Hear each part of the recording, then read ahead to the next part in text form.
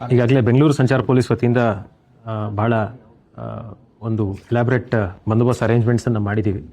ನಮಗೆ ಬಹುಮುಖ್ಯವಾಗಿ ಜನ ಸಂದಣಿಯರ ಜಾಗಗಳೇನಂತ ಹೇಳಿದ್ರೆ ಬ್ರಿಗೇಡ್ ರಸ್ತೆ, MG ರಸ್ತೆ ಮತ್ತು ಸುತ್ತಮುತ್ತಲಿನ ರಸ್ತೆ ಅಂದರೆ Residency Road, Rest House Park Road, Saint Marks Road, Residency Road ಅಲ್ಲಿ ನಾವು ಸಂಪೂರ್ಣವಾಗಿ ಸಂಚಾರನ ನಿರ್ಬಂಧ ಮಾಡಿದ್ದೀವಿ.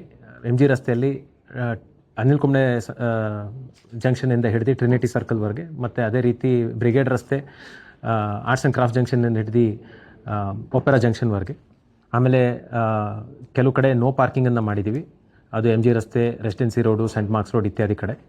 ಅದೇ ರೀತಿ 100 ಫೀಟ್ ರೋಡ್ ಇಂದಿರಾನಗರ ಅಲ್ಲಿ ಕೂಡ ನಾವು 12th ಮೇನು ಮತ್ತು 100 ಫೀಟ್ ರೋಡಲ್ಲಿ ನಾವು ಕೆಲವು ಪಾರ್ಕಿಂಗ್ ರೆಸ್ಟ್ರಿಕ್ಷನ್ಸನ್ನು ಮಾಡಿದ್ದೀವಿ. ಮಹದೇವಪುರ ಫಿನಿಕ್ಸ್ ಸಿಟಿ ಮಾಲ್ ಏನಿದೆ ಅಲ್ಲಿ ನಾವು ಪಾರ್ಕಿಂಗ್ ರೆಸ್ಟ್ರಿಕ್ಷನ್ಸ್ ಮಾಡಿದ್ದೀವಿ. ಕೋರಮಂಗಲದಲ್ಲಿ ನಮ್ಮ ಯುಕೋ ಬ್ಯಾಂಕ್ ಜಂಕ್ಷನ್ ಏನು ನೆಕ್ಸಸ್ ಮಾಲ್ ಇದೆ ಅಲ್ಲಿಂದ ಹಿಡಿದು ಕೋರಮಂಗಲ ಮೇನ್ ರೋಡಲ್ಲಿ ಸಂಚಾರ ನಿರ್ಬಂಧ ಇರುತ್ತೆ. ಅದೇ ರೀತಿ ನ್ಯಾಷನಲ್ ಗೇಮ್ಸ್ ವಿಲೇಜಿಂದ ವೈಡಿ ಮಠ ರಸ್ತೆ ಅಲ್ಲಿ ಕೂಡ ಸಂಚಾರ ನಿರ್ಬಂಧ ಇರುತ್ತೆ. ಮತ್ತು ಕೋರಮಂಗಲ ಸುತ್ತಮುತ್ತ ಪ್ರದೇಶಗಳಲ್ಲಿ ಸಂಚಾರ ಪಾರ್ಕಿಂಗ್ ನಿಲ್ದಾಣ ನಿರ್ಬಂಧ ಇರುತ್ತೆ. ಆಮೇಲೆ ಮಾಲ್ ಆಫ್ ಏಷ್ಯಾ ಮತ್ತು ಒರಾಯನ್ ಮಾಲ್ ಇತ್ಯಾದಿ ಕಡೆ ಕೂಡ ಹಲವಾರು ಡೈವರ್ಷನ್ಸನ್ನು ಮಾಡಿದ್ದೀವಿ. ಯಾಕಂತ ಹೇಳಿದ್ರೆ ನಾವು ಏನು 24ನೇ ತಾರೀಕು 25ನೇ ತಾರೀಕು ನಾವು ನೋಡಿದ್ವಿ, ಜನದಟ್ಟಣೆ ಮತ್ತು ವಾಹನ ದಟ್ಟಣೆ ಭಾಳ ಹೆಚ್ಚಾಗಿರುತ್ತೆ, ಮತ್ತು ಅಲ್ಲಿ ಪಾರ್ಕಿಂಗ್ ಅವಕಾಶವೂ ಇಲ್ಲ. ಸೊ ಹಾಗಾಗಿ ಈ ನಿರ್ಬಂಧಗಳನ್ನು ಮಾಡಿದ್ದೀವಿ. ವಿಶೇಷವಾಗಿ ಎಲ್ಲ ಫ್ಲೈಓವರ್ಗಳು ಕೂಡ ಬಂದಾಗಿರುತ್ತೆ, ಯಾವುದೇ ಕೂಡ ಟ್ರಾಫಿಕ್ ಮೂವ್ಮೆಂಟ್ ಆಗೋದಿಲ್ಲ. ನಮ್ಮ ಅಂತಾರಾಷ್ಟ್ರೀಯ ವಿಮಾನ ನಿಲ್ದಾಣಕ್ಕೆ ಹೋಗೋಂಥ ಎಲಿವೇಟೆಡ್ ಎಕ್ಸ್ಪ್ರೆಸ್ ವೇ ಹೊರತುಪಡಿಸಿ ಅದರಲ್ಲೂ ಕೂಡ 2 ವೀಲರ್ ನಾವು ನಿರ್ಬಂಧ ಮಾಡಿರ್ತೀವಿ ರಾತ್ರಿ 10 ಗಂಟೆಯಿಂದ ಬೆಳಗ್ಗೆ 6 ಗಂಟೆ ತನಕ. ಅದಲ್ಲದೆ ನಾವು ಈಗಾಗಲೇ ವೀಲಿಂಗ್ ಮೇಲೆ ಕಟ್ಟುನಿಟ್ಟಾದ ಕಾರ್ಯಾಚರಣೆಯನ್ನು ಮಾಡಿದ್ದೀವಿ. ಈ ವರ್ಷದಲ್ಲಿ ಸುಮಾರು 400ಕ್ಕಿಂತ ಹೆಚ್ಚು ಪ್ರಕರಣಗಳನ್ನು ದಾಖಲಿಸಿದ್ದೇವೆ. ಅದರಲ್ಲಿ ಸುಮಾರು 90 ಜನ ಮೈನರ್ಗಳೇ ಇದ್ದಾರೆ. ಅದನ್ನು ಕೂಡ ಈಗ ಒಂದು ಡ್ರೈವನ್ನು ತೊಗೊಂಡಿದ್ದೀವಿ ಕಳೆದ ವಾರದಿಂದ. DD ಕೇಸು ಕೂಡ ನಾವು ಹಾಕ್ತಾಯಿದ್ದೀವಿ. ಕಳೆದ 4 ತಿಂಗಳಿಂದ 12,000 ಕೇಸ್ ಆಗಿದೆ. ಇದೇ ಇಡೀ ವರ್ಷ 22,000 ಕೇಸ್ಗಳನ್ನು ನಾವು ದಾಖಲೆ ಮಾಡಿದ್ದೀವಿ.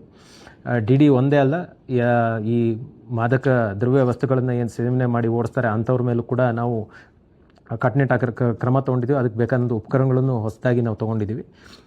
ಈ ದಳದಲ್ಲೇ ಅವತ್ತಿನ ರಾತ್ರಿ ಸುಮಾರು ಪ್ರತಿಯೊಂದು ಠಾಣಾ ಮಟ್ಟದಲ್ಲೂ ಕೂಡ 2 ರಿಂದ 3 ನಾಕಾ ಪಾಯಿಂಟ್ಗಳಿರ್ತವೆ. ಬೆಂಗಳೂರಲ್ಲಿ 100ಕ್ಕಿಂತ ಅಧಿಕ ನಾಕಾ ಪಾಯಿಂಟ್ಗಳನ್ನು ಹಾಕ್ತಾಯಿದ್ದೀವಿ. ಪ್ರತಿಯೊಂದು ವಾಹನಗಳನ್ನು ತಪಾಸಣೆ ಮಾಡೋದಕ್ಕೆ ನಾವು ಕ್ರಮ ತೊಗೊಳ್ತಾ ಇದ್ದೀವಿ.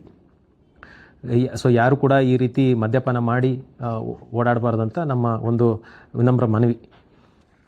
ಕೊನೆಯದಾಗಿ ಆಗಲೇ ನಾವು ಕ್ಯಾಬು, ಆಟೋ ಮತ್ತು ಇತ್ಯಾದಿಯವ್ರ ಜೊತೆ ಒಂದು ಮೀಟಿಂಗನ್ನು ಮಾಡಿ ಒಂದು ಸರ್ಜ್ ಪ್ರೈಸಿಂಗ್ ಬಗ್ಗೆ ಮತ್ತು ಎರಡನೇದಾಗಿ pickup and drop off point ಬಗ್ಗೆ ಅವರಿಗೆ ನಾವು ತಿಳುವಳಿಕೆಯನ್ನು ನೀಡಿದ್ದೀವಿ.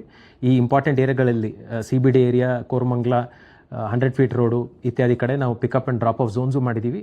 ನಾವು ವಿವರಗಳನ್ನು ನಾನು ಪ್ರೆಸ್ ನೋಟಲ್ಲಿ ನೀಡಿದ್ದೀನಿ. ಸೊ ಹಾಗಾಗಿ ಎಲ್ಲರೂ ಕೂಡ ಅದನ್ನು ಕಟ್ಟುನಿಟ್ಟಾಗಿ ಪಾಲಿಸಬೇಕಂತ ಅವ್ರ ಸೂಚನೆ ನೀಡಿದ್ದೀವಿ.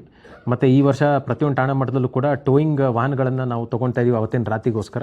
ಯಾರು ನೋ ಪಾರ್ಕಿಂಗ್ ಝೋನ್ಗಳಿರ್ತವೆ ಮತ್ತು ವೆಹಿಕಲ್ ಟ್ರಾಫಿಕ್ ಮೂವ್ಮೆಂಟ್ಗೆ ಅಬ್ಸ್ಟ್ರಕ್ಷನ್ ಮಾಡುತ್ತೆ ಅಂಥ ವಾಹನಗಳನ್ನು ನಾವು ಟೋಯಿಂಗ್ ಮಾಡ್ತೀವಿ ಅಂತ ಹೇಳೋದಕ್ಕೆ ಇಷ್ಟಪಡ್ತೇನೆ.